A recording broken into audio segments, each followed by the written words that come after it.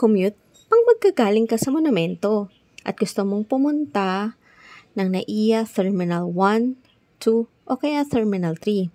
Susundo man o kailangan nyong mag-travel, kung light lang naman yung mga dala nyo, pwede kayo mag-commute. Marami ng ways para mag-commute. Ito yung ginawa ko kung paano ko nag-commute papunta ng NAIA.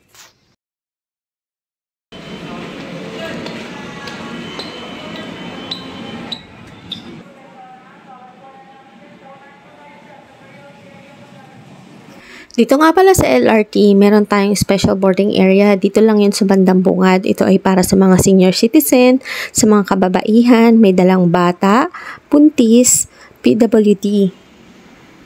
So mula dito, kailangan nating sumakay ng train papunta sa station ng PITX. Yung PITX, dun ka na mismo sasakay ng bus.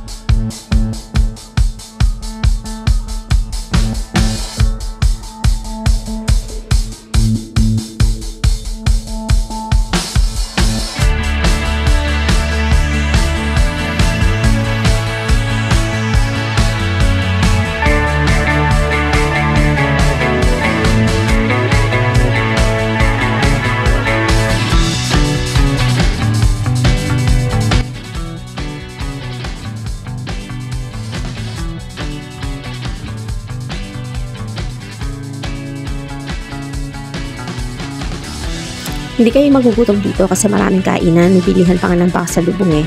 And dito hinahanap ko yung Gate 5 kasi sa Gate 5, doon ako sasakay ng bus. Ang tawag sa bus na yon ay UB Express. Doon sa UB Express, diretso na siya, ibababa ka or umiikot siya sa NAIA, Terminal 1, 2, and 3. So pagsakay mo, sasabihin mo lang kung anong terminal ka para idadaan ka nila doon.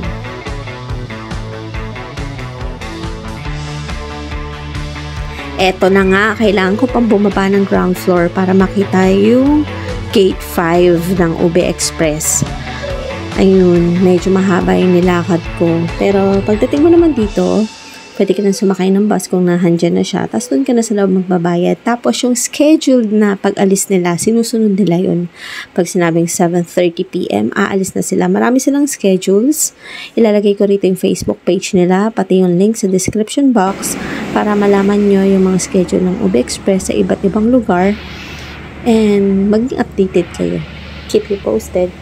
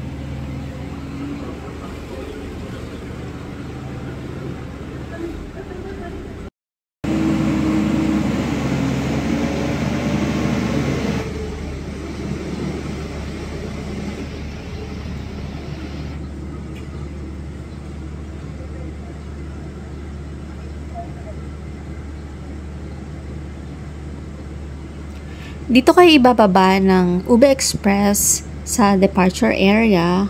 Bale, huwag kayong mag-alala kasi pwede kayong maglakad sa bandang dulo nito. Merong hagdan para makababa sa curbside.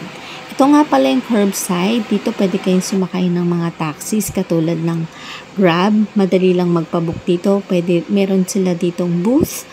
Pwede rin naman kung meron kayong load, kung meron kayong internet, pwede kayong mag-book ng sarili nyo. Bali, itong curbside na to, ito dati yung arrival ng mga VIPs. Ngayon, open na siya sa public. Pwede na kayo ditong sumundo.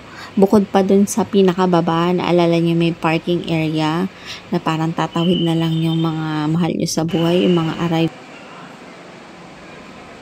Kailangan namin tumawid dito sa pedestrian na to mamaya kasi pagtawid namin dyan namin makikita yung booth ng Grab para dun sa mga magko-commute at walang sundo.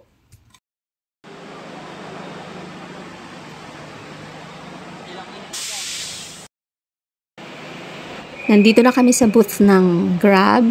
Yung mga tao dun sa booth ng Grab, nagpapabook sila dun mismo sa Grab. Since meron naman akong data, meron akong internet, ako yung nagbubook ng Grab para sa amin.